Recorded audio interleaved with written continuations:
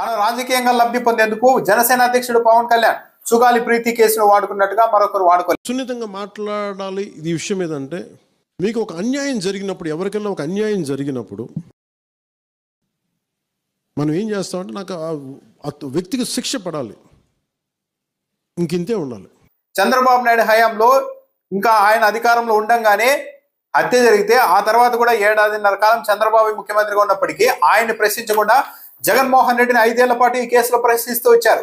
సుగాలి ప్రీతికి న్యాయం చేయలేని వ్యక్తి జగన్మోహన్ రెడ్డి, ఈయన ముఖ్యమంత్రిగా ఉంటే ఎంత పోతే ఎంత అని మాట్లాడారు.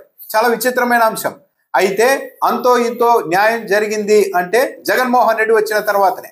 జగన్మోహన్ రెడ్డి హయాంలో 2020లో ఈ కేసును సిబిఐ దర్యాప్తుకు అప్పగించారు. సిబిఐకి అప్పగిస్తూ లేఖ రాసింది రాష్ట్ర ప్రభుత్వం. పవన్ కళ్యాణ్ తన అధికారంలోకి వచ్చిన తర్వాత 100 రోజుల్లో ఈ కేసులో న్యాయం చేస్తామని చెప్పారు. తొలి సంతకం దీని మీదే పెడతానని చెప్పారు. కానీ ఇప్పుడు 14 నెలలు గడిచింది. సిబిఐ తాము దర్యాప్తు చేయలేమని చెప్తోంది. కానీ పవన్ కళ్యాణ్ మాట్లాడడం లేదు, రాజకీయంగా ఈ కేసును వాడుకొని వదిలేశారు అంటూ ఆమె ప్రశ్నిస్తుండడంతో పాటు జనసేన పార్టీ కేంద్ర కార్యాలయం వద్ద ధర్నా కూడా చేస్తానంటూ ప్రకటించారు. ఈ నేపథ్యంలోనే ఇప్పుడు విశాఖలో జనసేన పార్టీకి సంబంధించి సేనతో సేనాని అనే కార్యక్రమం జరుగుతోంది. అంటే జనసేన పార్టీ నాయకులు కార్యకర్తలతో 3 రోజుల పాటు పవన్ కళ్యాణ్ అక్కడ సమావేశాలు నిర్వహిస్తూ ఉన్నారు.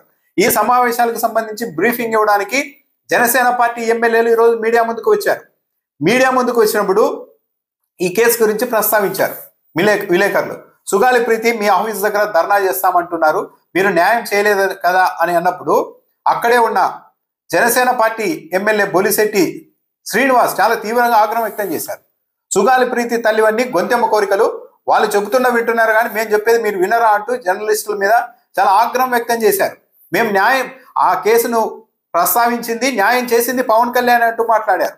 ఆయన ఏం మాట్లాడారో కూడా చూద్దాం. అయితే దాంతోపాటు ఒక అవాస్తవాన్ని కూడా చెప్పే ప్రయత్నం చేశారు బొలిశెట్టి శ్రీనివాస్. ఆయన ఏమన్నారు చూద్దాం. మీరు చూసుకోండి, 5 ఎకరాల భూమి కర్నూలుకి దగ్గరలో వాళ్ళ ఊర్లో 9 కిలోమీటర్లు పవన్ కళ్యాణ్ గారి వల్ల. వాళ్ళకి తెలియదేమో, యాక్చువల్ గా ఇల్లు కట్టించేమన్నారు. ఇల్లు కట్టించేందని సిస్టమ్ లో ఇద్దరు ఉద్యోగస్తులు ఇవ్వడానికి లేదు. ఇప్పుడు వాళ్ళు అడుగుతున్న దాంట్లో అది వాళ్ళు అడిగేది గొంతెం కోరికలు ఉన్న విషయాన్ని తెలిసి కూడా మీరు మళ్ళీ అసలు సుగాలి ప్రీతి ఇష్యూనే రేజ్ చేసింది పవన్ కళ్యాణ్ గారు, సాల్వ్ చేసింది పవన్ కళ్యాణ్ గారు. బొలిశెట్టి శ్రీనివాస్ అంటున్నారు అదేదో ఈ కూటమి ప్రభుత్వం వచ్చిన తర్వాత సుగాలి ప్రీతి కుటుంబానికి ఉద్యోగం ఇచ్చినట్టు, 5 ఎకరాల స్థలము, 5 ఎకరాల భూమి, 5 ఎకరాల స్థలం ఇచ్చినట్టుగా చెప్తున్నారు. కానీ అది కాదు వాస్తవం.